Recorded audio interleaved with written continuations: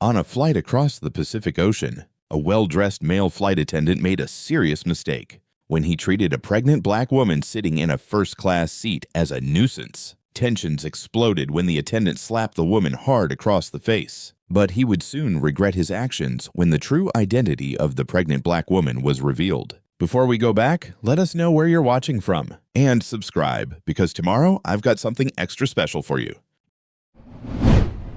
It commences precisely at the moment when karmic retribution in the guise of Dr. Anya Sharma gracefully stepped aboard Cosmic Wings Flight 909, clutching a meticulously printed first-class ticket and carrying within her an exceptionally long and unforgiving memory. The ambient atmosphere within the Radiant Sky Lounge at LAX was a deliberately orchestrated symphony of tranquility, a sonic tapestry meticulously woven from the hushed strains of contemporary instrumental music that intertwined subtly with the delicate chime of crystal glassware and the barely perceptible distant rumble of colossal jet engines commencing their majestic ascent. It presented itself as a veritable sanctuary of serenity nestled amidst the exquisitely controlled pandemonium that invariably characterizes the realm of international air travel. Dr. Anya Sharma, however, was a stranger to any semblance of this cultivated calm. Her hand almost instinctively found and rested with tender protectiveness upon the gentle, burgeoning swell of her 6-month pregnancy. A small, yet profoundly reassuring presence in a world that without warning or preamble had abruptly pivoted on its very axis.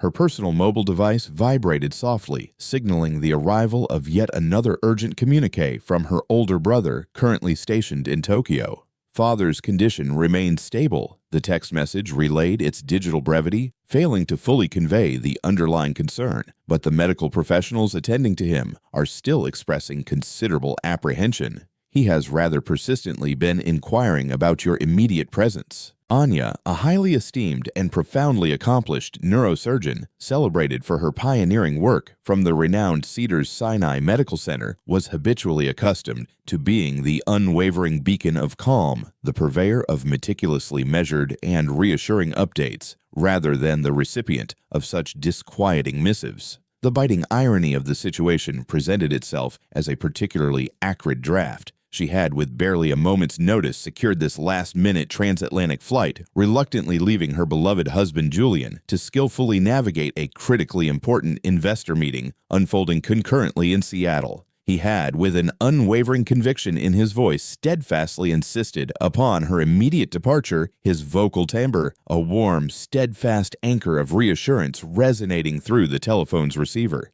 "Go be with your father, my dearest Anya." He had urged, his words imbued with profound understanding. "I shall reroute my itinerary and endeavor to rendezvous with you there with the utmost alacrity, immediately following the successful conclusion of this pivotal transaction. Cosmic Wings, my darling, will envelop you in its caring embrace." Cosmic Wings. Julian's cherished creation, his profound passion project. He had, with indomitable spirit and relentless dedication, painstakingly cultivated it from its humble origins as a rather modest charter service into a distinguished bespoke luxury airline universally celebrated for its unparalleled commitment to the zenith of passenger service. He had poured the very essence of his being, every waking moment, in every fervent dream, into every singular meticulous detail of Cosmic Wings' operation.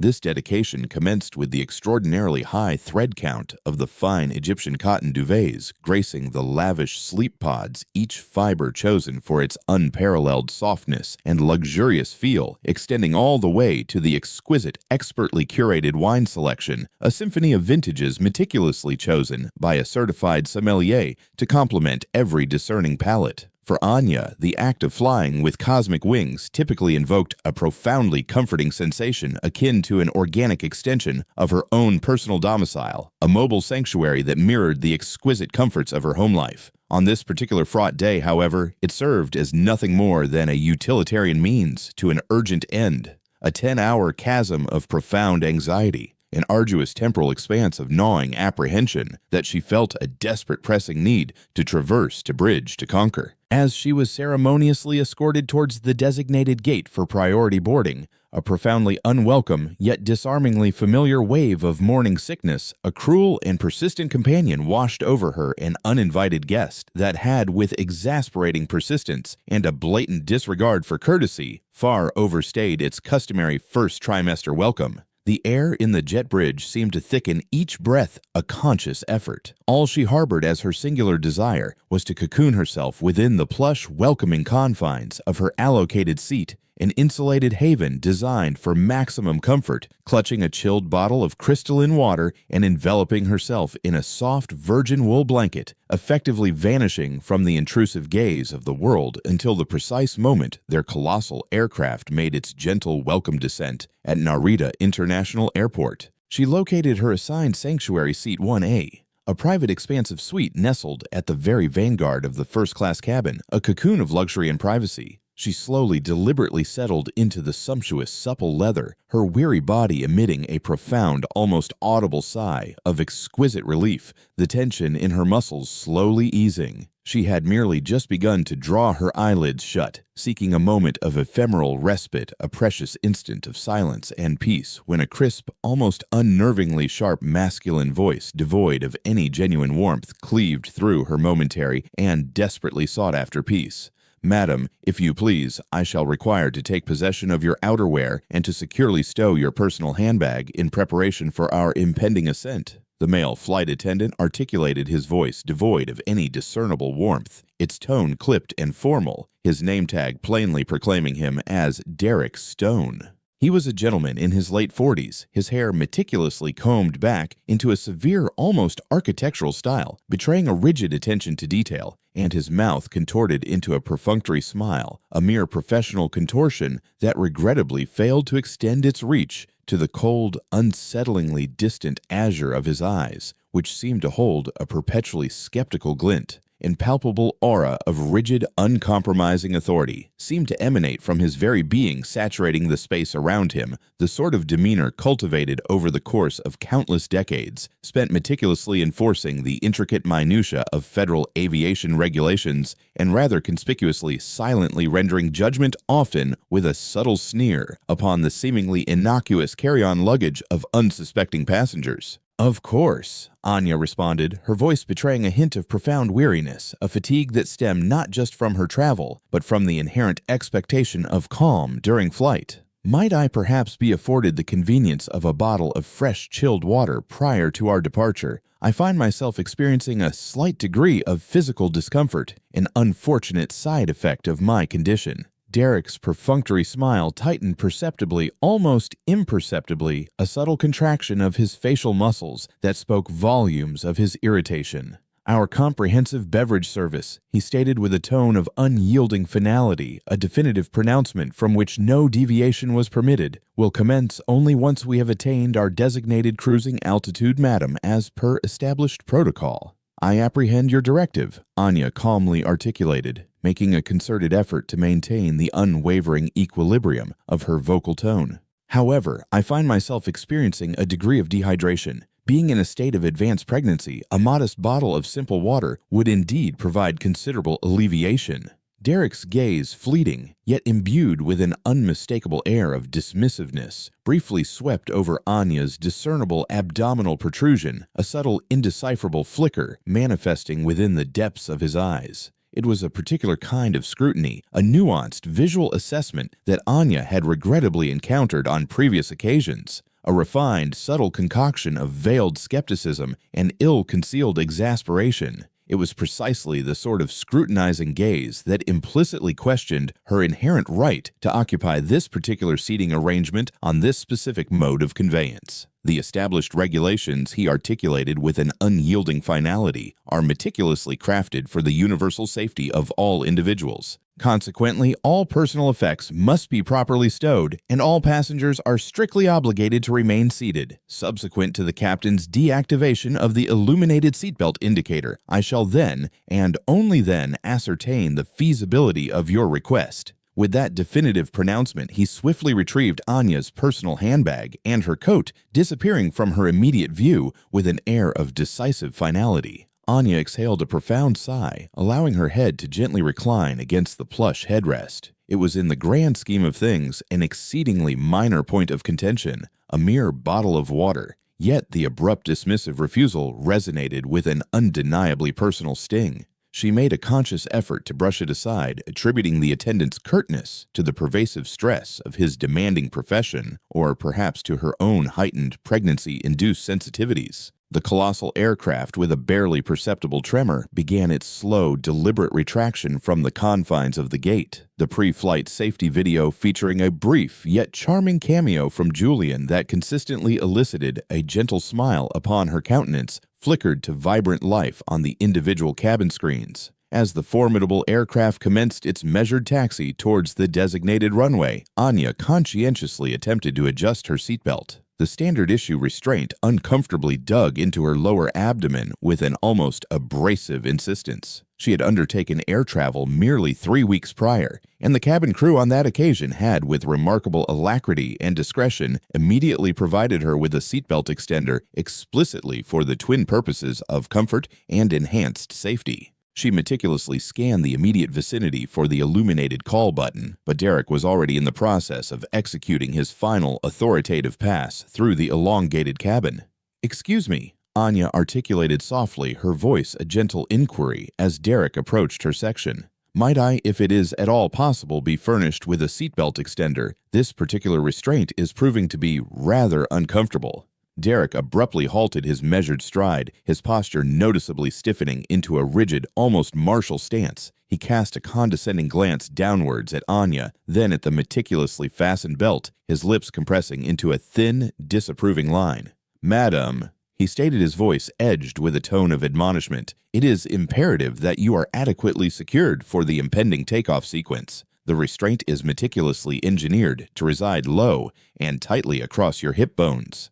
"I am indeed cognizant of that," Anya responded with a discernible measure of patience, her extensive medical training instinctively activating within her. However, on an individual in a state of advanced pregnancy, such a configuration can exert undue and potentially harmful pressure upon the uterine area. An extender permits its secure positioning safely beneath the burgeoning abdominal region.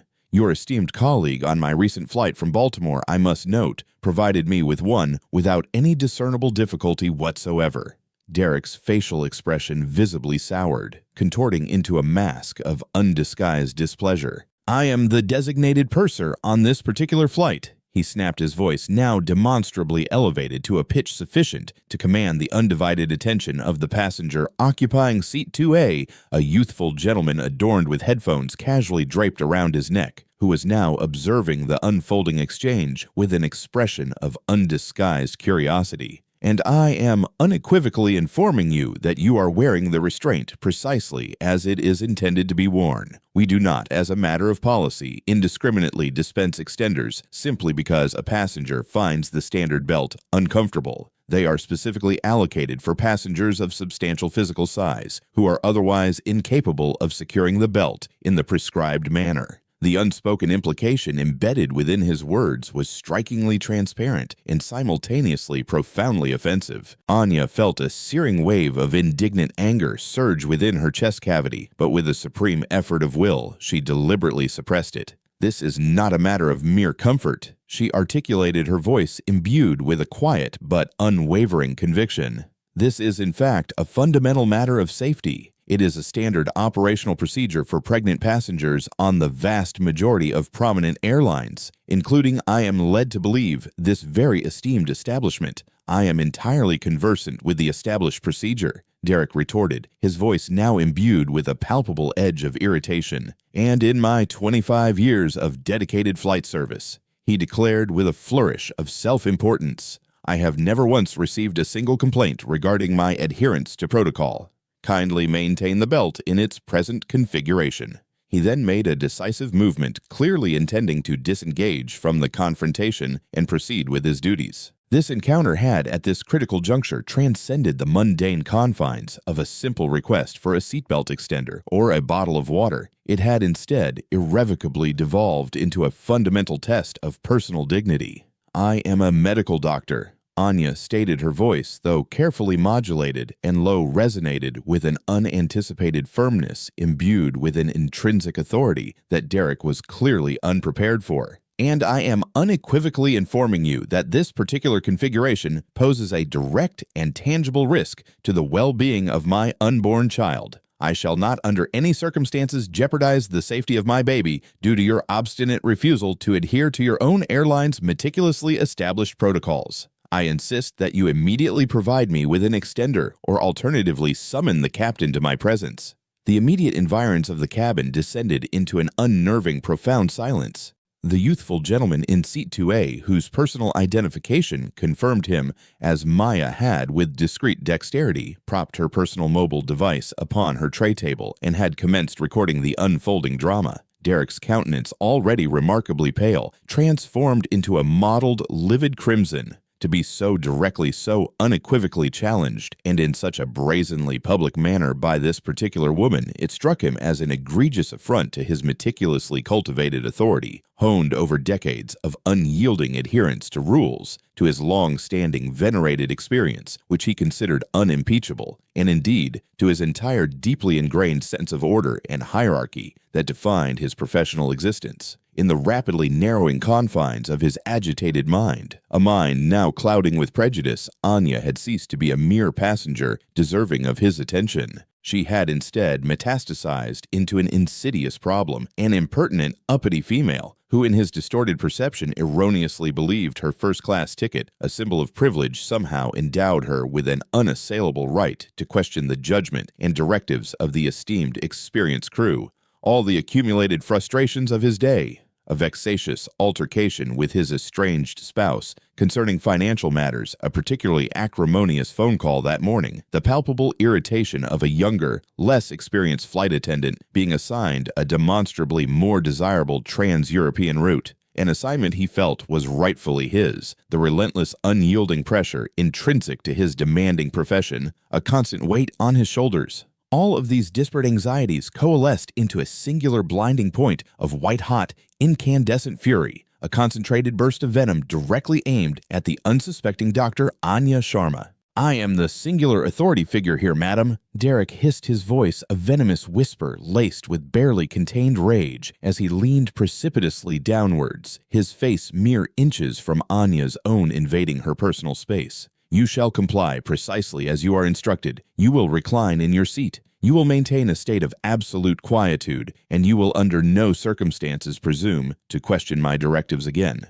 Do you comprehend the import of my words? Do you understand who is in control here?" Anya found herself utterly transfixed by the sheer, unadulterated venom embedded within the man's voice. She instinctively resorted to the singular course of action that presented itself to her distressed mind. She attempted to rise to her feet, though her advanced state of pregnancy rendered the movement rather awkward and unwieldy within the constricted spatial confines. She felt an urgent primal need to establish a physical buffer to skillfully de-escalate the burgeoning tension and to desperately locate another more empathetic crew member.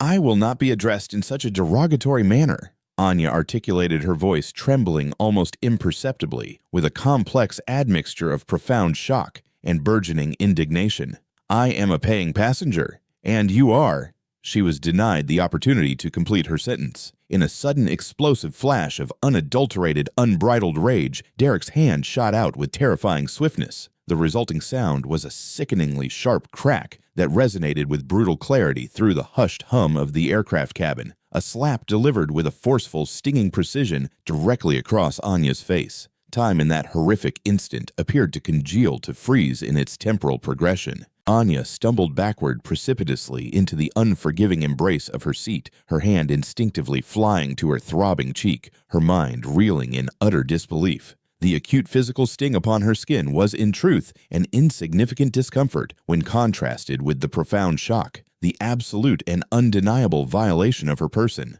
A sharp, involuntary gasp escaped the lips of an elderly gentleman situated directly across the aisle, Maya in seat 2. Visibly caught her breath, a sharp intake of air, her smartphone remaining steadfastly engaged in its recording function, its discerning lens capturing the raw, unvarnished ugliness of the moment with perfect damning clarity, a silent witness to a shocking transgression. Derek stood, utterly frozen, for a fleeting second, his own eyes widening perceptibly with a momentary flicker of profound horror at the enormity of the action he had just committed, a realization of the line he had irrevocably crossed. The meticulously constructed dam of his professionalism had not merely cracked, it had in fact been utterly obliterated, swept away by a torrent of unbridled rage. But with an almost terrifying swiftness, the fleeting horror was supplanted by a defiant, fiercely defensive glare, a desperate attempt to reassert control and blame. Anya's entire world abruptly contracted, narrowing to the pulsating agony on her cheek and the enraged countenance of the man who had inflicted it, a face now contorted by a mixture of anger and dawning fear. The gnawing anxiety concerning her ailing father, the persistent waves of nausea, the cumulative stress of the arduous journey, all these disparate concerns vanished, instantly dissolving into insignificance, supplanted by a cold, terrifying, preternatural calm, a clarity born of profound violation. The revered wife of Julian Vance, the visionary architect of cosmic wings, had just been subjected to an unprovoked assault on a cosmic wings flight, and Derek Stone, in his profound arrogance, possessed absolutely no comprehension of the colossal world of catastrophic consequences he had just with a single ill-fated action irrevocably unleashed upon himself, a maelstrom of retribution brewing just beyond his sight. The reverberating echo of the slap slowly dissipated, yet the profound silence it bequeathed in its wake was oppressively heavy and suffocating in its intensity. Every single pair of eyes within the first-class cabin was without exception riveted upon the unfolding tableau, Anya cradling her throbbing cheek in a posture of stunned disbelief, and Derek standing rigidly erect, his chest visibly heaving as a surge of adrenaline waged a furious internal battle with the dawning, horrifying realization of his egregious actions. A junior flight attendant, a young man named Leo, his wide eyes brimming with undisguised fright, precipitously rushed forward from the galley area.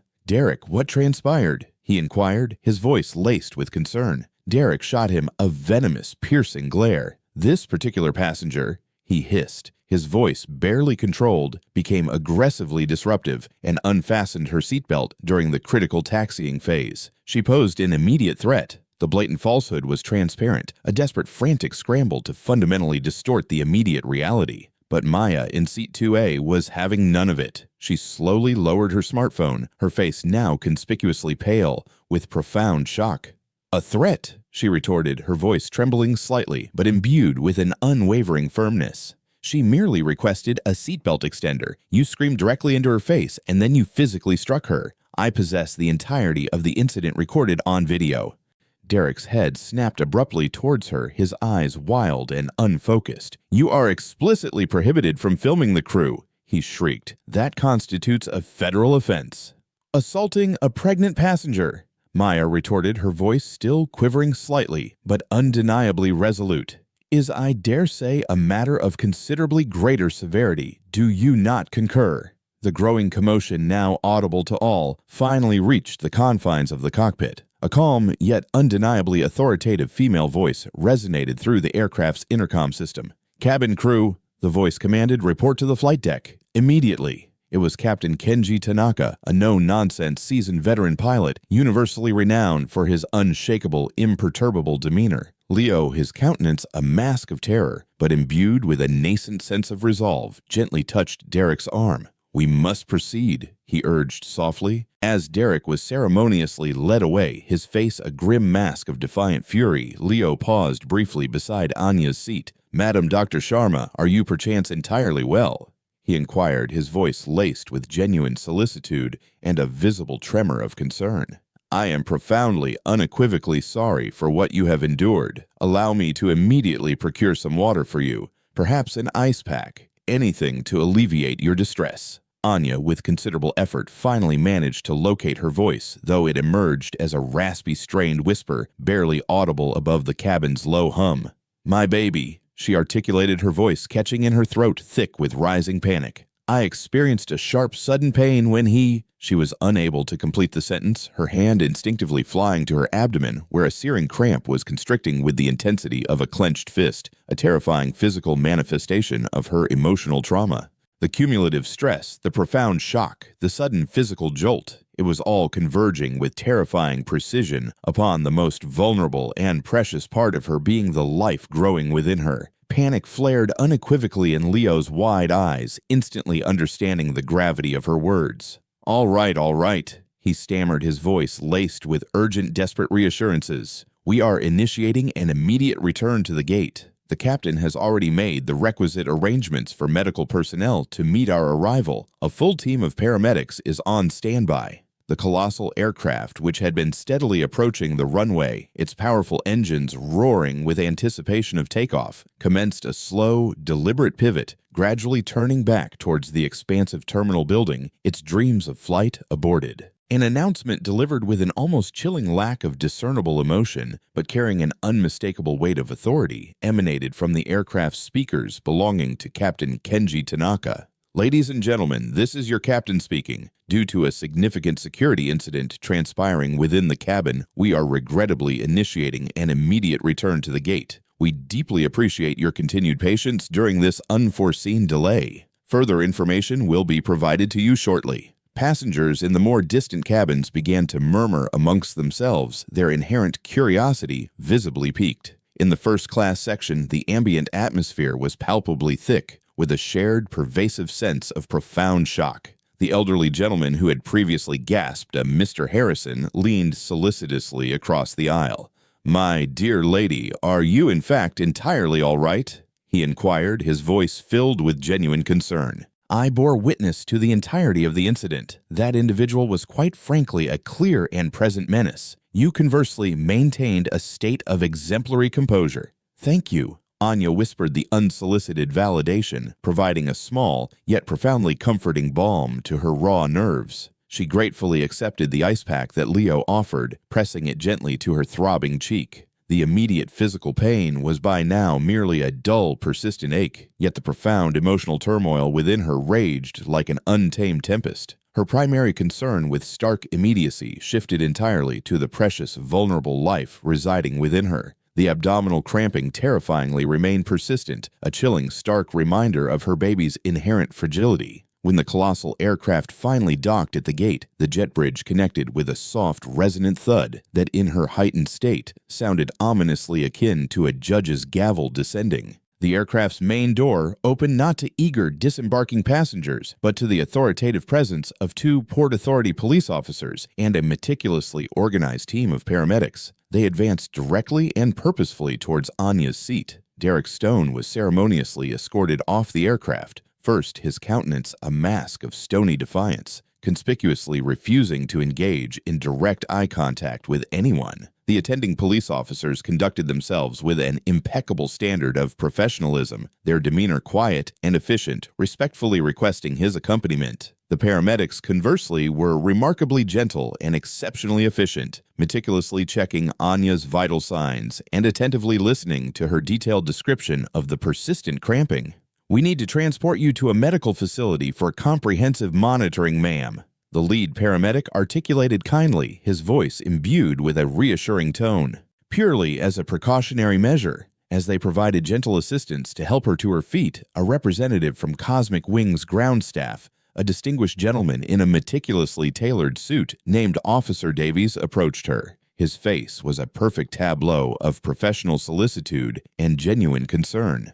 "Dr. Sharma," he began, his voice earnest, "I serve as the station manager for this facility. I am profoundly and unequivocally apologetic for the truly unacceptable experience you have been subjected to on our flight. We have made arrangements for a private secluded lounge for your comfort where you may await transport, and we shall meticulously handle every single logistical detail. Your personal luggage, your onward journey to Tokyo, absolutely everything." Anya merely offered a numb nod of acknowledgement. She passively allowed herself to be guided off the aircraft, away from the inquisitive, prying gazes of the other passengers. In the pristine, sterile quietude of the Radiant Sky Lounge, the very sanctuary where her harrowing ordeal had ironically commenced, she finally permitted the dam of her suppressed emotions to break, allowing the tears to flow freely. They were not solely for the profound humiliation she had endured, nor merely for the lingering physical pain, but overwhelmingly for the chilling fear that now gripped her. Fear palpable and immediate for the fragile life nestled within her, and an even deeper, more profound fear for her ailing father, patiently awaiting her presence across a vast ocean that now paradoxically felt utterly insurmountable. Officer Davies, the diligent station manager, gently extended a chilled bottle of water to her. "Is there anyone," he inquired softly, his voice imbued with genuine compassion, "whom we might contact on your behalf, Dr. Sharma?" Anya meticulously wiped her tear-streaked eyes and drew a deep, fortifying breath. "Yes," she affirmed, her voice gaining a renewed sense of purpose. "There is one particular individual." She carefully retrieved her mobile phone from her handbag. Her fingers, still trembling, almost imperceptibly navigated the digital interface until she located the desired contact. Julian. He would, she calculated, still be deeply immersed in his crucial meeting on the West Coast, likely presenting the final figures, oblivious to the unfolding disaster. It was, she noted, a full 3 hours earlier in that time zone. She ought not to trouble him. She rationalized to interrupt such an important high-stakes negotiation, yet the solemn promise he had imparted, "Cosmic wings will envelop you in its caring embrace," echoed relentlessly within the chambers of her mind, imbued now with a crushing, bitter irony that mocked her in her distress. She desperately needed him, his presence, his strength. She pressed the dial icon. It rang precisely twice before his distinct voice resonated through the receiver. "Anya, my dearest, is everything entirely well? Did you perchance land ahead of schedule, or is something amiss?" His voice was remarkably clear, infused with a vibrant strength resonating with the warmth of familiarity. It was the comforting sound of home, a profound anchor in her tempestuous reality. And then, without warning or conscious volition, she simply broke. A guttural sob, ragged and utterly uncontrolled, escaped her throat, a wave of raw emotion finally unleashed. "Julian," she choked out, her voice barely a whisper, thick with tears. The immediate shift in his tone was startling, instantaneous. The easygoing, effortlessly charming husband of moments prior was gone, ruthlessly supplanted by the razor-sharp, hyper-focused intensity of a CEO instinctively sensing an impending crisis, a man transforming into a formidable force. "Anya, what is it? What has transpired? Are you in fact all right? Is the baby entirely safe? Tell me everything." Through the torrent of her tears, she painstakingly recounted the entire harrowing narrative, the dismissive condescension, the escalating argument concerning the seatbelt, the patronizing tone, and then the utterly unthinkable, the unprovoked slap, the shocking physical violation. She then, with chilling accuracy, informed him of the persistent cramping and the urgent presence of the paramedics.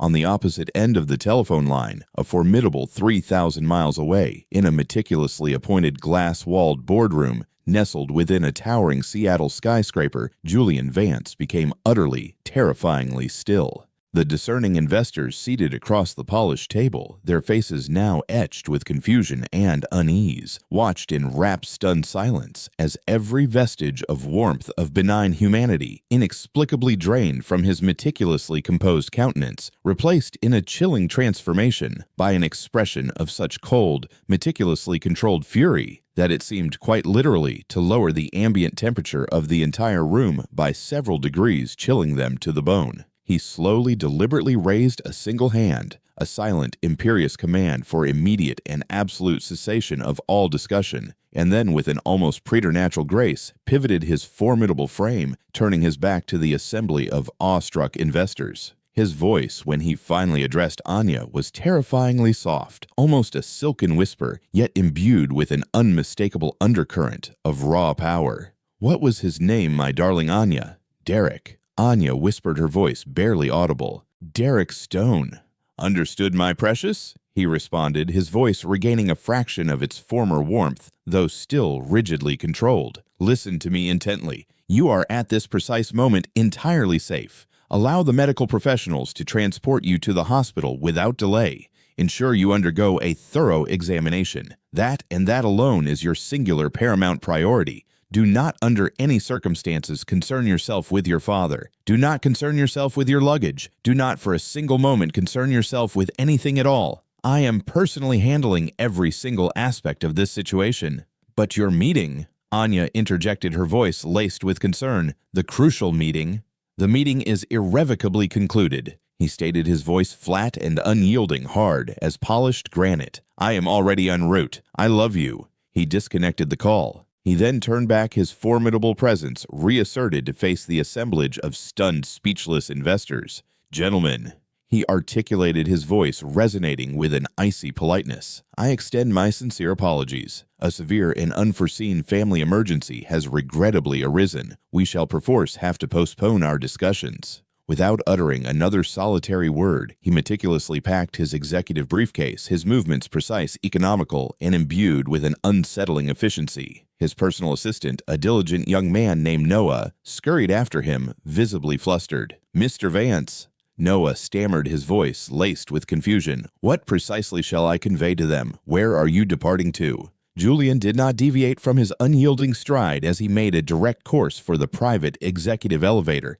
"Clear my entire schedule for the remaining duration of the week," he commanded, his voice devoid of inflection. "Ensure the corporate jet is meticulously prepared for immediate departure, its singular destination being LAX. Furthermore, arrange a confidential conference call with Victor Chang in Human Resources and Elena Petrova from our esteemed legal team to commence within the next 30 minutes. Instruct them to gain immediate access to all pertinent records, including comprehensive flight manifests and every single personnel file pertaining to Cosmic Wings Flight 909 operating from Los Angeles to Tokyo. An unprecedented incident has unfortunately transpired. Meanwhile, back at the bustling hub of LAX, Maya Rodriguez, the diligent student from Seat 2A, sat perched within the expansive main terminal, her heart still thrumming a frantic, irregular rhythm within her chest. She replayed the video footage on her personal mobile device a single final time.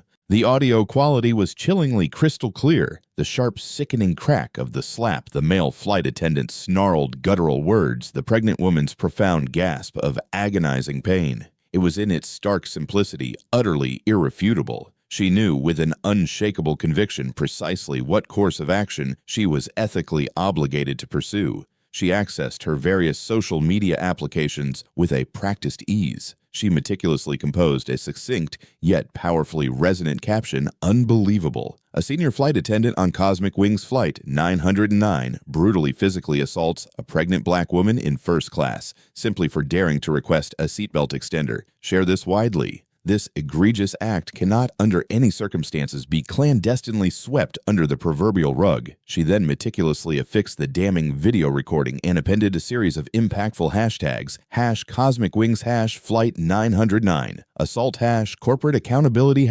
#justice for Anya. She pressed the post button, and with that singular action, an uncontrollable firestorm began to ignite and furiously rage across the vast expanse of the online digital landscape, an unfolding catastrophe entirely unbeknownst to the corporate leadership of Cosmic Wings, who were at that very moment mere seconds away from receiving a seismic communication from their utterly enraged visionary founder. A founder whose beloved wife was at that very instant being gently wheeled into the waiting confines of an ambulance, her face visibly bruised and her entire body trembling uncontrollably with a primal fear for the sacred life of their unborn child. The karmic repercussions that Derek Stone had so recklessly set into motion were no longer a distant theoretical threat, an abstract concept. They manifested as a sleek private jet, a symbol of immense power and swift retribution, thundering with ferocious velocity across the continental landmass at an astounding 700 miles per hour, its engines roaring a silent promise of reckoning bearing within its luxurious cabin the singular formidable man whom he should never under any conceivable circumstance have dared to cross, whose wrath was now fully awakened. Cosmic Wings Global Headquarters, majestically situated in the vibrant heart of Dallas, Texas, stood as a towering glass and steel testament to the visionary foresight of Julian Vance, a monument to his ambition and success. The sleek, architecturally striking glass tower hummed with a quiet yet undeniably confident energy, a veritable nexus where soaring ambition served as the principal currency and relentless innovation was the unequivocally mandated directive, the lifeblood of the corporation.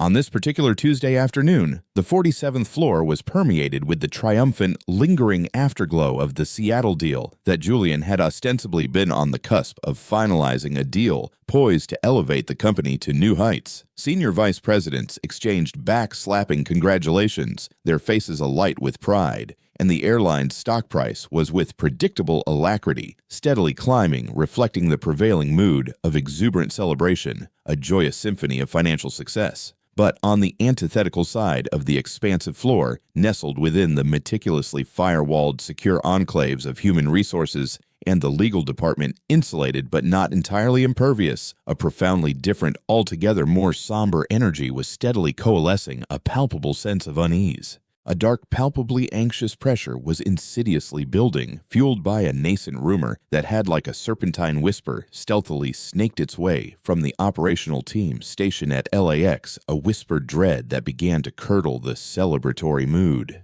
An incident, the whispers conveyed, hushed and urgent, a flight forcibly returned to the gate, a first-class passenger. Something significant happened. It was at this juncture still confined to mere hushed murmurs, yet it possessed sufficient potency to curdle the otherwise celebratory mood for anyone unfortunate enough to catch their insidious drift, turning smiles into frowns of apprehension. Victor Chang, the impeccably tailored vice president of human resources, a man usually unflappable, felt that precise, unsettling, curdling sensation manifest in the very pit of his stomach, a cold knot of dread tightening. He stared with a growing sense of foreboding at the succinctly worded email summons that had just materialized in his digital inbox, its stark brevity amplifying its ominous nature. Its subject line was stark, uncompromising, and profoundly demanding: urgent conference call, J. Vance. A direct summons originating from the esteemed founder himself, particularly during the critical final hours of what was anticipated to be a landmark, immensely lucrative deal, was an event utterly unprecedented, a red flag flapping violently in the corporate wind. It functioned as an unequivocal 5-alarm fire bell, signaling an emergency of the highest order.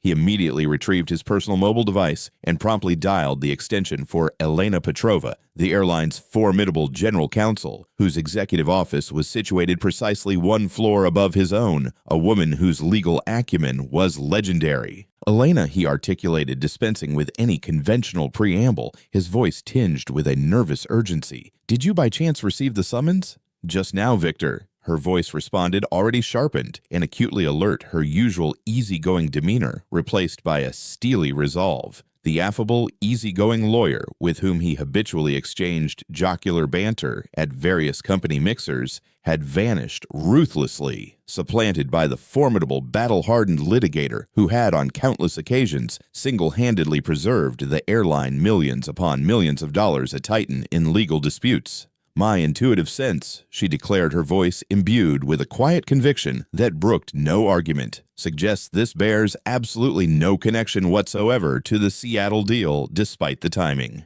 The subject line intriguingly made specific mention of Flight 909. "I am in the process of retrieving the preliminary reports as we speak, every single detail." On their respective computer screens, in synchronous fashion, the pertinent files materialized, populating their screens with data. The foremost document was the official report meticulously compiled by Captain Kenji Tanaka, a pilot widely recognized for his stoic, unflappable disposition, a professional who never wasted words. It was in its essence a dry, dispassionately professional document, meticulously crafted and replete with meticulously chosen FAA-compliant language designed to convey facts without emotion. Cosmic Wings, Flight 909 inches. The report began, its tone unblinking, returned to gate at LAX due to a significant disruptive passenger incident involving purser Derek Stone and a passenger occupying seat 1A. Passenger alleged verbal abuse and physical contact. Purser Stone alleged passenger was non-compliant and aggressive. Port Authority police subsequently met the aircraft. Purser Stone has been placed on administrative leave pending full investigation. Passenger removed for medical evaluation. Standard by-the-book report from Tanaka. Victor murmured, his eyes scanning the digital text, searching for subtext. She volunteers absolutely nothing beyond the bare facts. "That," Elena retorted, her voice tinged with a hint of concern, a note of worry entering her tone, "is precisely what causes me apprehension." Her stoicism often hides deeper issues. "Now, direct your attention to Stone's statement and prepare yourself."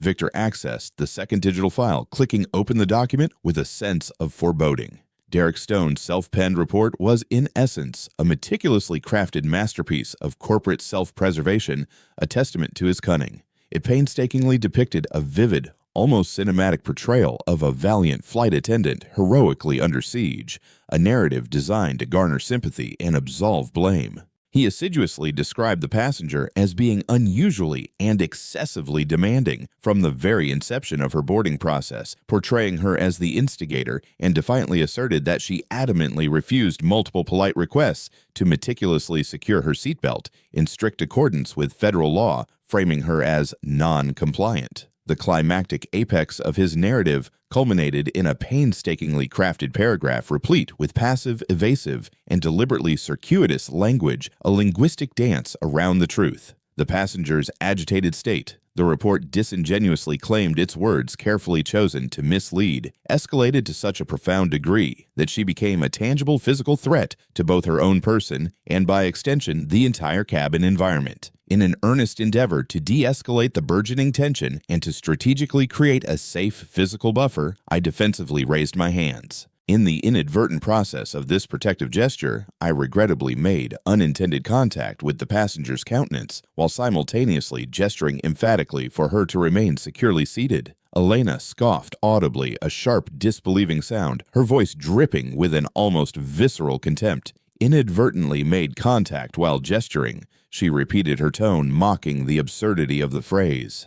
Victor, that is not an explanation. That, my friend, is an utterly transparent falsehood, one that someone evidently spent an entire night meticulously rehearsing, polishing every word to perfection. It is precisely the kind of linguistic artifice individuals employ when they possess an undeniable internal certainty of their own culpability when they know they are guilty. Agreed. Victor concurred, simultaneously accessing Derek Stone's comprehensive personnel file, a thick digital dossier of his career. 25 years with the airline, he noted aloud, scanning the digital text. Not a solitary official complaint. A veritable bastion of commendations for impeccable punctuality and rigorous adherence to uniform standards. On paper, he presents as our paragon of flight attendants. On paper? Elena echoed, her voice imbued with a healthy dose of skepticism. Individuals with personnel files of such unblemished perfection are either veritable saints or more plausibly masterfully cunning sociopaths who possess an unparalleled aptitude for burying their egregious errors and ruthlessly intimidating their colleagues into a perpetual state of silence. My personal wager, Victor is firmly placed upon the latter hypothesis. Who, pray tell, was the passenger in question? Victor meticulously scrolled through the flight manifest. Seat 1A, he read aloud. A medical doctor by the name of Anya Sharma. A last-minute booking full-fare class.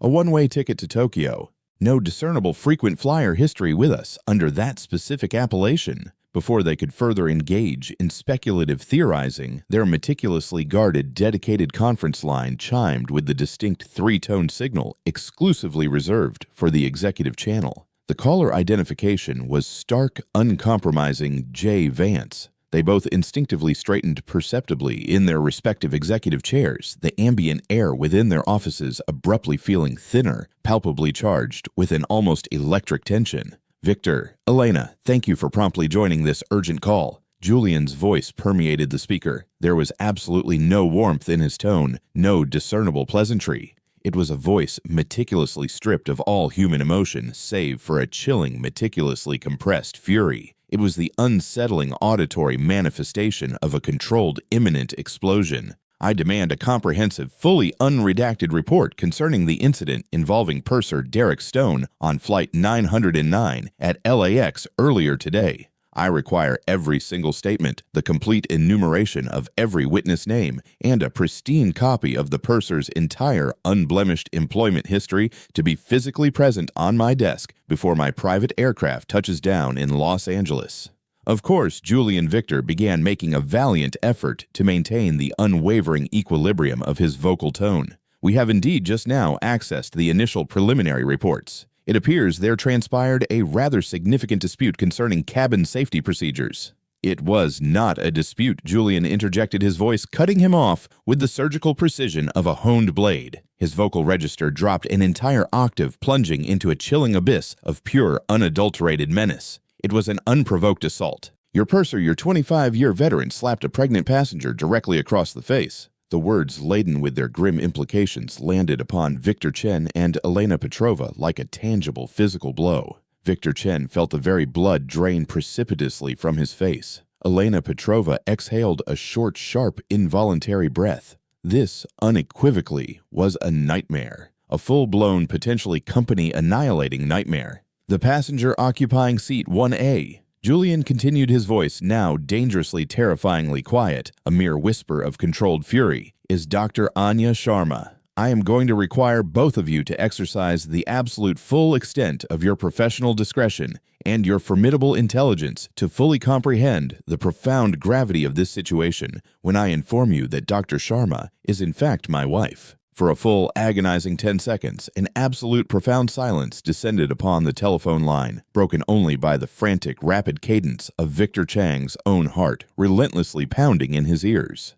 Anya Sharma. Anya Vance. Of course. She meticulously utilized her professional designation. The wife of the esteemed owner in an advanced state of pregnancy, mercilessly assaulted by their very own senior staff member on their very own flagship aircraft. The metaphorical floor seemed to precipitously drop out from beneath Victor's executive chair. He witnessed in a fleeting, nightmarish panorama his entire illustrious career, his painstakingly accumulated pension, and the company's pristine, unblemished reputation flashing vividly before his inner eye. Elena, ever the pragmatist, ever the indomitable lawyer, managed to locate her voice, initially a slight, almost imperceptible tremor, betraying her otherwise impeccable professional composure. "Julian, my God," she stammered, her voice laced with profound concern. Is the baby entirely well?" "She is presently at Cedars-Sinai Medical Center," he responded, and for a fleeting, ephemeral moment, the raw, vulnerable voice of a terrified husband managed to penetrate the formidable armor of the CEO before being ruthlessly, decisively suppressed. "They are expressing cautious optimism," he concluded, the steel returning to his voice, harder, more unyielding than before. "Which I must emphatically state is considerably more than I can articulate for Mr. Stone's professional trajectory, or indeed for the entirety of our deeply ingrained corporate culture. If this abhorrent incident is indicative of the caliber of employee we have been with astonishing complacency rewarding for 2.5 decades, I demand a surgical, mercilessly thorough investigation," he articulated, his voice resonating with an unshakable resolve. "I do not desire a cover-up. I demand an excavation. I want you to dig relentlessly until you strike the fundamental bedrock.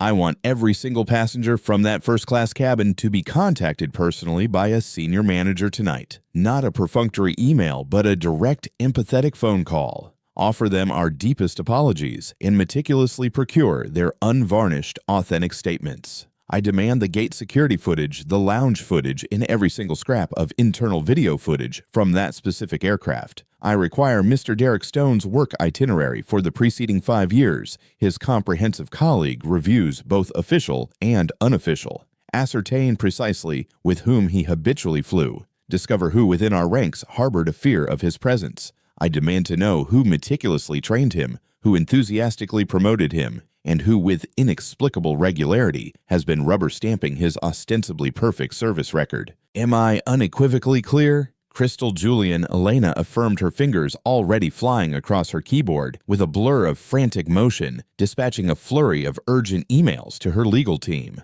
"One more crucial directive," Julian added, his voice regaining an edge of chilling prescience. "Our public relations team is on the precipice of walking into an absolute hurricane. A video depicting the assault is, as we speak, rapidly propagating and going viral across all major platforms. Locate it, meticulously analyze its contents, and then immediately prepare a comprehensive public statement. No convoluted excuses, no defensive corporate jargon. I demand that we preemptively address this with the absolute unvarnished truth. We shall unequivocally state the facts. An employee of Cosmic Wings committed an egregious act of unprovoked violence against a paying passenger. We shall publicly announce his immediate termination and the initiation of a full, completely transparent investigation, and we shall furthermore issue a profound, heartfelt apology. We shall beg for the world's forgiveness. We own this. All of it." The call concluded, leaving behind a deafening, almost oppressive silence in its wake. Victor, still reeling, his mind numb with shock, numbly typed "cosmic wings" into a social media search bar. The very first result, already relentlessly trending nationwide, was a post originating from a user identified as Maya Rodriguez 909. He clicked play. The visual quality was horrifyingly, exceptionally good. He witnessed Dr. Anya Sharma, a woman he now recognized from various company holiday party photographs, her countenance a mask of dignified disbelief. He heard her calm, intelligently modulated voice articulating her legitimate need for her own safety. And then he witnessed Derek Stone, his face contorted into a snarling mask of pure, unadulterated malice, leaning in his voice a venomous hiss. And then the slap, unmistakable, vicious, profoundly cruel. Victor felt a wave of profound nausea wash over him, a visceral sensation of physical sickness. The comment section beneath the video was a roaring, uncontrollable torrent of digital fury directed squarely at Cosmic Wings. "Fire him immediately, and I fervently hope he is sued into absolute destitution," one comment blared. "Boycott Cosmic Wings," another screamed. As a flight attendant for a different esteemed airline, this is utterly horrifying. This is unequivocally assault, period. That man does not by any stretch of the imagination deserve his wings.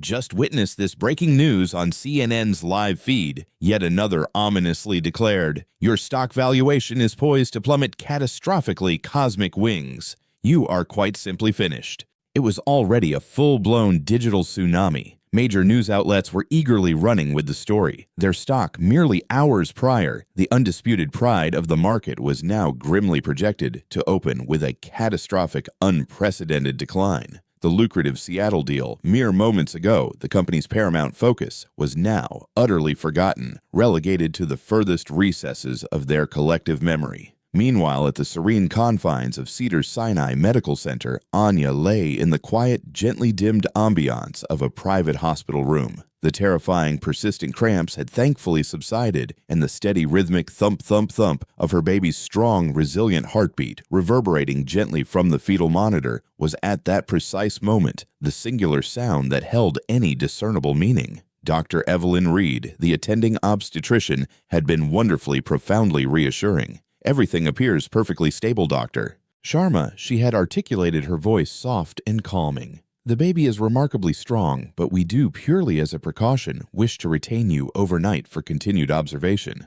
The most paramount imperative at this juncture is absolute rest and zero discernible stress."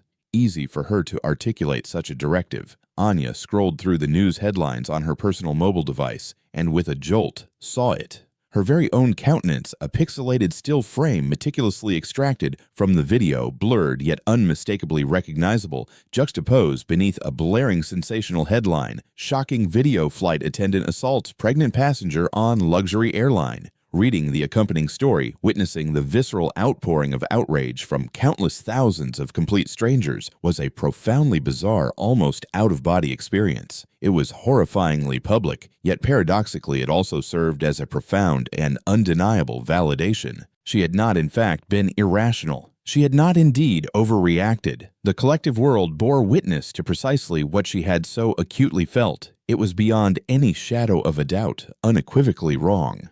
Hours later, the door to her meticulously appointed room opened softly, with a gentle, almost imperceptible creak. Julian stood there, his imposing figure framed in the soft light. He appeared as though he had, in the span of merely 10 hours, aged a full decade. His impeccably tailored suit jacket was conspicuously absent, his silk tie loosened carelessly, and his face was deeply etched with the undeniable marks of profound exhaustion. But his eyes, meticulously locked upon her own, were overflowing with an entire universe of tender love, profound relief, and a deep, relentlessly simmering fury. He traversed the expansive room in 3 long, deliberate strides, and then, with exquisite gentleness, took her hand, his touch infinitely soft, as if she were crafted from the most priceless, fragile porcelain. He did not articulate a single word at first, merely leaned down and pressed a long, soft, lingering kiss to her forehead, then another equally tender to the gentle swell of her belly, visible beneath the thin hospital blanket.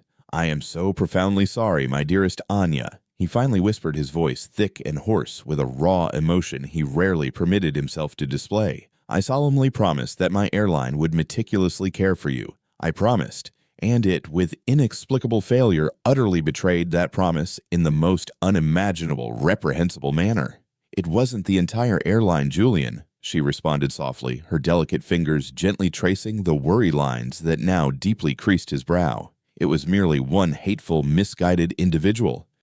He slowly looked up, and she witnessed the chilling, familiar return of the cold fire to the depths of his eyes. "One hateful individual," he reiterated, his voice a low, dangerous growl, "who was inexplicably permitted to not only exist, but to thrive within our meticulously structured system for 25 consecutive years. That, my love, is an undeniable failure of leadership. That burden unequivocally rests upon my shoulders, and I am going to rectify it. I am going to systematically dismantle the very culture that with such negligence allowed his presence to persist, and I am going to meticulously rebuild it from its fundamental foundations upwards. I swear that to you." His personal mobile device buzzed softly, indicating an incoming text message. He glanced down at its illuminating screen. It was a concise communiqué from Elena Petrova. "We have him. Derek Stone has been summoned for a formal debriefing at LAX Ops. 10:00 a.m. tomorrow. He is quite unknowingly walking directly into the lion's den." Julian rapidly typed a terse, succinct reply. He then carefully placed the phone aside and directed his gaze back to his beloved wife, his formidable expression softening once more, imbued with a gentle tenderness. "You rest, my Anya. You and our precious baby. That is at this moment all that truly matters." He gently kissed her again.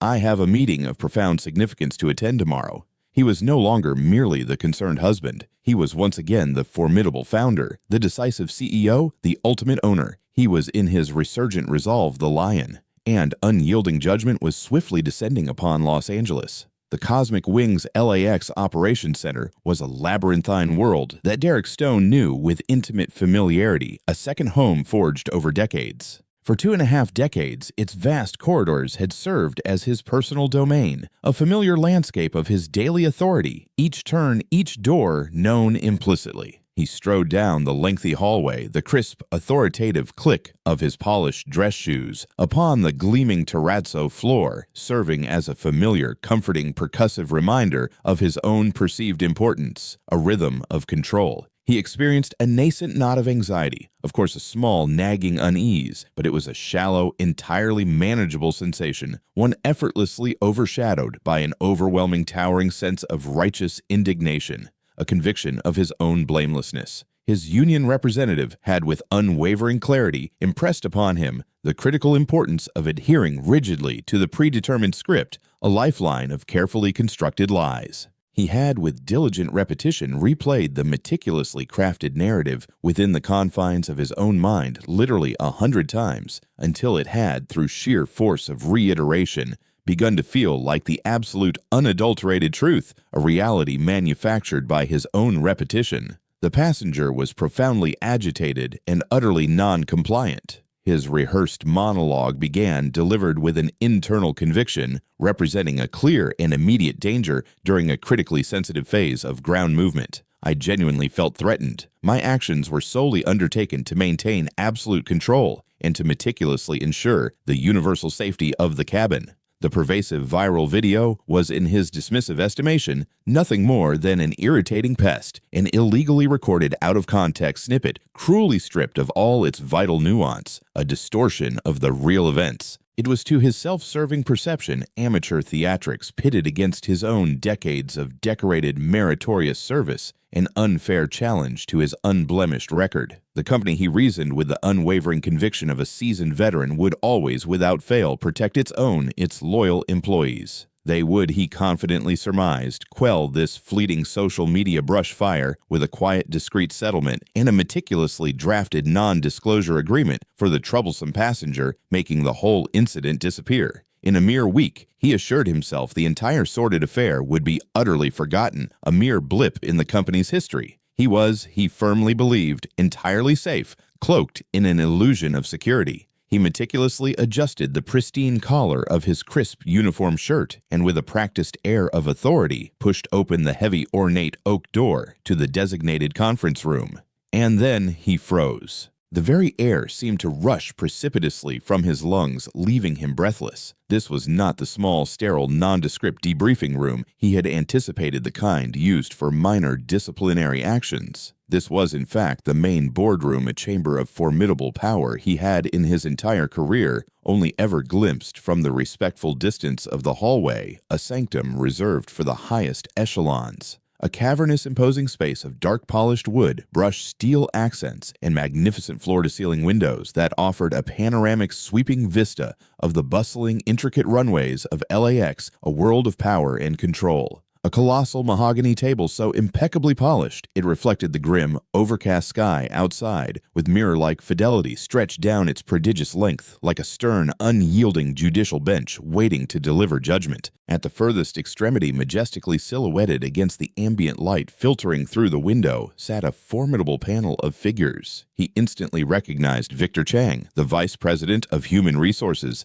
his face grim, and Elena Petrova, the airline's unequivocally formidable General Counsel, her expression unreadable. Their countenances were stony, unreadable masks, betraying absolutely no emotion, revealing nothing. But it was the solitary man positioned at the very head of the colossal table who caused his heart to abruptly cease its rhythmic beat within his chest, striking him with a cold dread. Julian Vance. He was no longer a mere two-dimensional picture in a glossy corporate magazine, nor a fleeting, innocuous face on the pre-flight safety video. He was physically present in the flesh, radiating an aura of such intense, profound, and utterly still power that it seemed quite literally to consume all the available oxygen within the capacious room, suffocating him with its sheer force.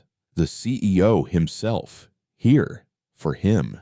The cold, creeping dread that began to seep insidiously into the very marrow of his bones was no longer a vague, manageable anxiety. It manifested as a paralyzing, icy certainty, consuming his very being, freezing him in place. The meticulously constructed walls of his self-assurance did not merely crack. They utterly vaporized into thin air, leaving him exposed and vulnerable. He felt incredibly small, utterly transparent, and terrifyingly, irrevocably exposed, stripped bare of his defenses. "Mr. Stone, we appreciate your prompt arrival." Julian articulated, his voice unnervingly calm, a quiet, resonant baritone that traversed the vast expanse of the table with absolute, unyielding command. It possessed the unnerving gentleness of a master surgeon poised before the initial incision, and it was in its deceptive softness infinitely more terrifying than any conceivable shout.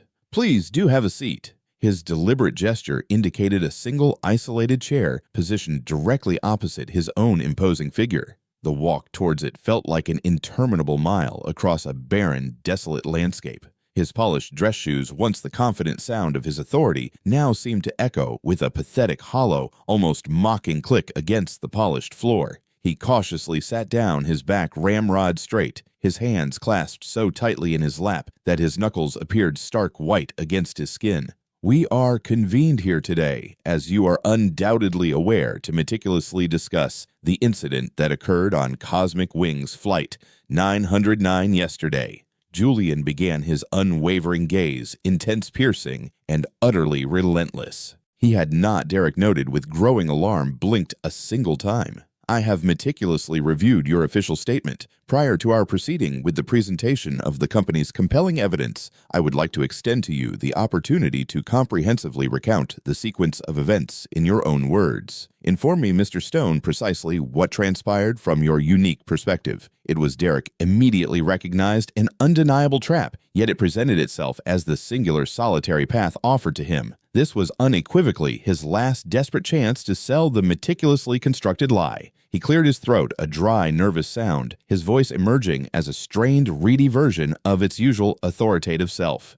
"Mr. Vance, if I may." He began, his voice barely a whisper. "The passenger occupying seat 1A became exceedingly difficult as we commenced our preparations for takeoff. She was obstinately refusing to secure her seatbelt correctly. When I, with professional diligence, instructed her on the proper mandated procedure, she became verbally aggressive. She was noticeably agitated, repeatedly unfastening her belt and attempting quite dangerously to stand upright while we were actively taxiing. I was profoundly concerned, Mr. Vance, for her immediate safety, and by direct extension, the overarching safety of the entire flight.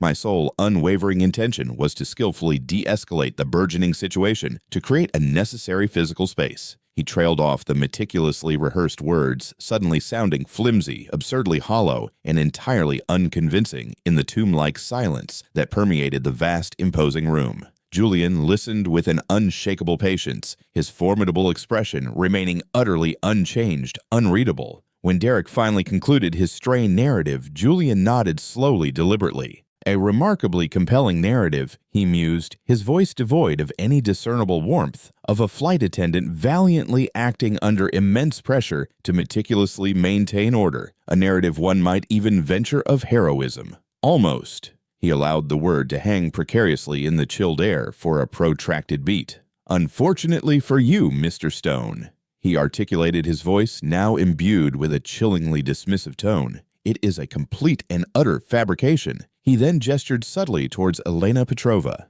The general counsel, with the precise predatory movements of a skilled hunter, smoothly slid a sleek, illuminated tablet across the polished surface of the table, directly towards Derek. "Mr. Stone," Elena articulated, her voice sharp, clinically devoid of any empathy. "This particular document is a sworn and formally signed statement meticulously provided by passenger Mr. Benjamin Harrison, a highly respected retired educator who was meticulously seated in 2D. He unequivocally states, and I quote verbatim, the male flight attendant was conspicuously hostile from the very first interaction. The young woman in 1A was conversely impeccably polite, a paragon of patience. She merely requested a seatbelt extender, offering a clear and concise explanation that she was in an advanced state of pregnancy. The flight attendant spoke down to her as though she were an insubordinate child before then outright refusing her legitimate request." Elena continued her recitation without a discernible pause for breath. "We also possess a meticulously documented statement from passenger Miss Maya Rodriguez, currently occupying seat 3A. Her precise words are as follows: I was actively listening to music, but I felt compelled to remove my headphones because the flight attendant's vocal tone was so egregiously aggressive. The passenger, I must emphasize, never once raised her voice. The flight attendant was unequivocally the singular individual who was actively escalating the situation. We possess, Mr. Stone, 4 additional meticulously corroborated statements, all of which are remarkably similar in content, obtained from every single passenger present within the first-class cabin." Derek felt an alarming flush of intense heat begin to creep insidiously up his neck, a telltale sign of his burgeoning distress. "They are mistaken," he stammered, his voice laced with desperation. "It was a profoundly confusing situation." Victor Chang, the Vice President of Human Resources, spoke next, his voice carrying an unmistakable tone of profound, almost crushing disappointment. "And this Mr. Stone," Victor began, his voice resonating with an air of grim finality, the words falling like hammer blows, "is the meticulously maintained maintenance and security log for the aircraft itself, a digital ledger of irrefutable fact. As I am unequivocally certain you are aware on some intrinsic level, our exclusive premium first-class suites are equipped with both forward and aft-facing security cameras. These sophisticated devices are installed explicitly for the paramount protection of our esteemed passengers' personal belongings, and furthermore, to meticulously provide an irrefutable record in the unfortunate event of any security incidents, a silent, unblinking eye. They are, it must be noted, automatically activated during all phases of on-ground movement. They do not admittedly record audio, but as you shall observe, the video footage is quite remarkably clear, leaving no room for doubt or misinterpretation." He tapped a second tablet, and a silent, somewhat grainy black and white video began to play, projected onto the large screen, a chilling tableau of past events. It offered a cold, objectively detached aerial view. There was Anya, her movements calm, measured, composed, utterly belying Stone's claims. There was Derek, leaning precariously over her, jabbing an accusatory finger, his entire body language radiating an undeniable aura of raw aggression, a menacing presence. There was Anya, attempting to rise, not in an overt act of aggression, but in what was undeniably a clear defensive posture, seeking escape. And then there it was. The unmistakable swing of his own arm, the violent, sickening snap of Anya's head, irrefutable, clinically precise, utterly damning, caught in chilling fidelity. A strangled guttural gasp escaped Derek's lips, a sound of profound realization and terror. He stared transfixed at the screen, at his own ghostly two-dimensional image committing the unspeakable act, a horrifying reflection of his true self. He had never in his entire 2.5 decades of service possessed any knowledge of those cameras. In 25 years, not a single colleague, not a solitary supervisor, had ever once mentioned their clandestine presence, a secret held tightly by the company. And then, of course, Julian articulated, his voice dropping to a near whisper, yet imbued with an almost terrifying resonance, the calmness more menacing than any shout, "There is this." He nodded towards the colossal 80-inch monitor majestically mounted on the adjacent wall. It flickered to vibrant life. The video displayed was instantly recognizable, Maya Rodriguez's video. But this was no longer confined to a minuscule mobile phone screen. It was life-sized, gargantuan in its scope, a magnified, inescapable reality, and most damningly, it possessed sound, the irrefutable evidence of his words. The spacious boardroom was immediately filled with the raw, unfiltered audio of his own voice, dripping with unmitigated condescension, an audible testament to his cruelty. "In my 25 years of flying, I've never had a complaint." Then came Anya's voice, calm, firm, and eminently reasonable, a voice of quiet dignity. "It's not about comfort. It's about safety."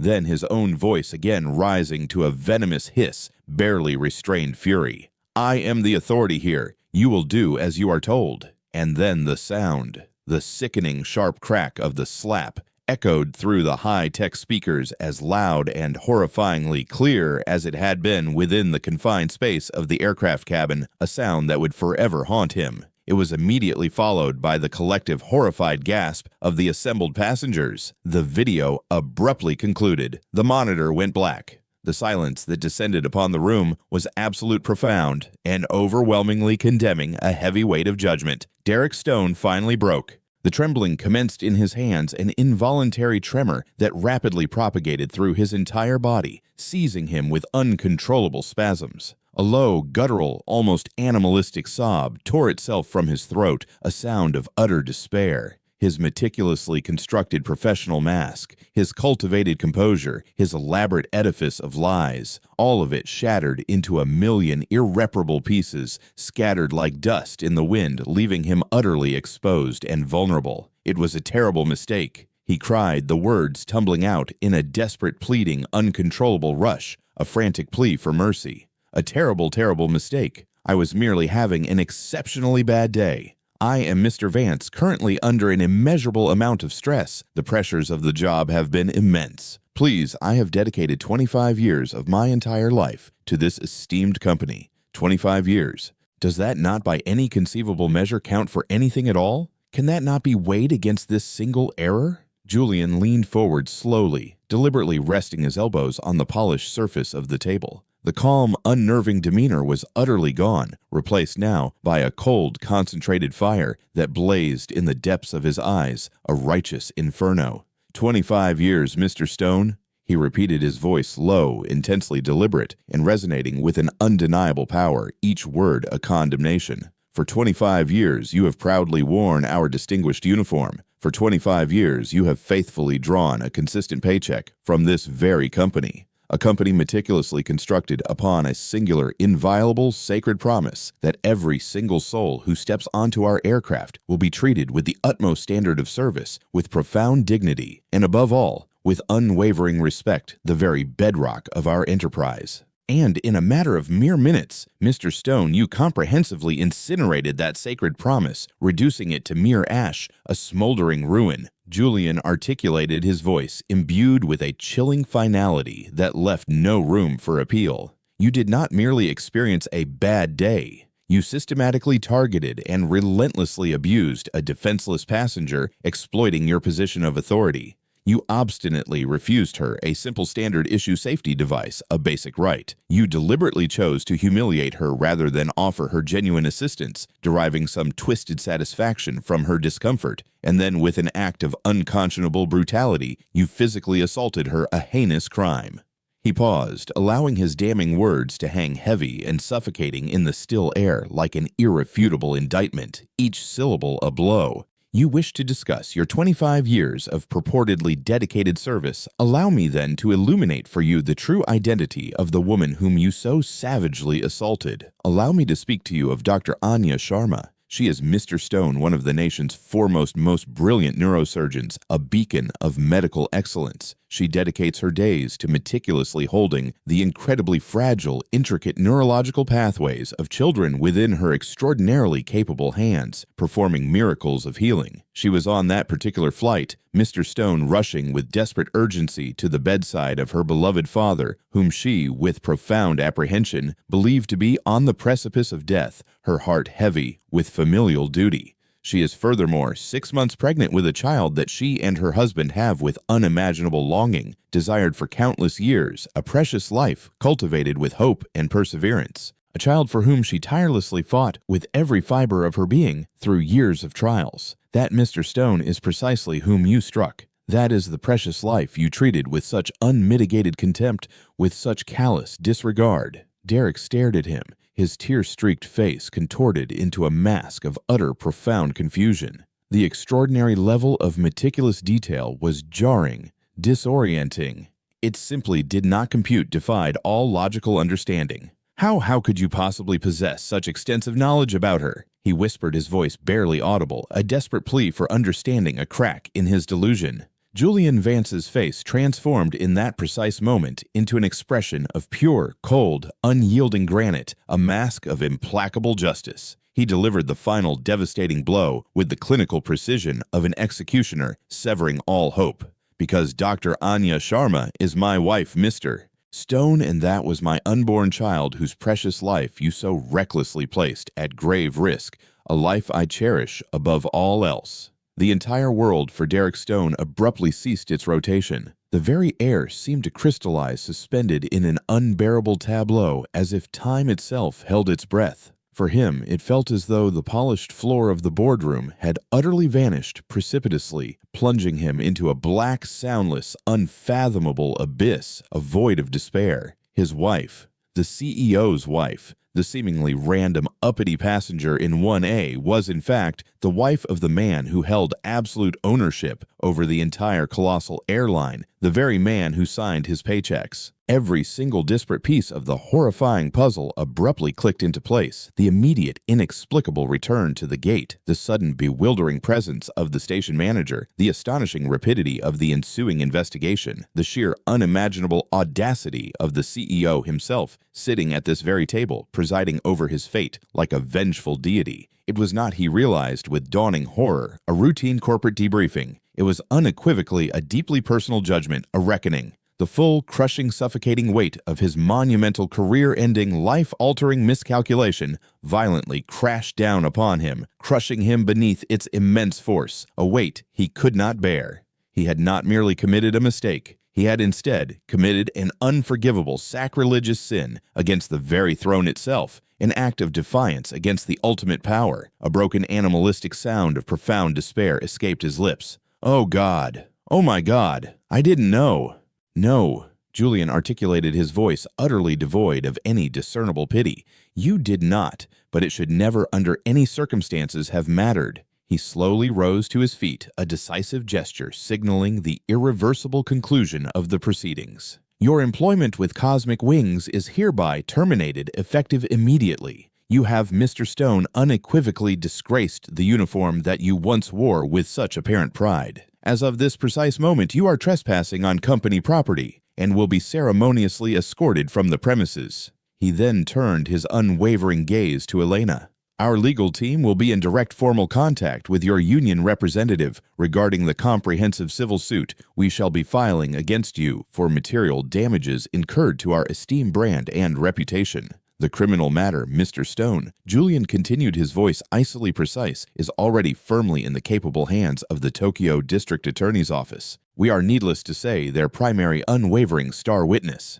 As two discreet yet undeniably unyielding security guards entered the formidable room, Derek collapsed in on himself, a figure of profound hysterical sobbing. They, with professional efficiency, helped him to his trembling feet and gently guided him out, his raw, despairing cries echoing pitifully down the long, polished hallway he had once patrolled with such unquestioning pride and unwavering authority. Julian watched his departure, his expression grim, unyielding. He then turned to face his visibly stunned, silent team. "This ugliness," he stated, his voice ringing with a new, powerful, resonant resolve, "does not and will not end here. This, gentlemen, is a new beginning. This cancer of insidious prejudice was for too long permitted to grow and metastasize in the pervasive darkness. We are about to comprehensively flood this entire company, every single corner and crevice, with an unyielding torrent of illuminating light." In the weeks that inexorably followed, Julian Vance did not merely content himself with managing a crisis. He instead ignited a profound, sweeping revolution. He personally fronted a major press conference, his public apology raw, unflinching, and unequivocally direct. He not only announced the immediate termination, but also the vigorous, uncompromising prosecution of Derek Stone. He then, with resounding conviction, introduced the Anya Sharma Initiative, a meticulously designed, ground-up overhaul of the entire corporate culture. It mandated deep, immersive, and transformative training programs focused on unconscious bias recognition, conflict de-escalation techniques,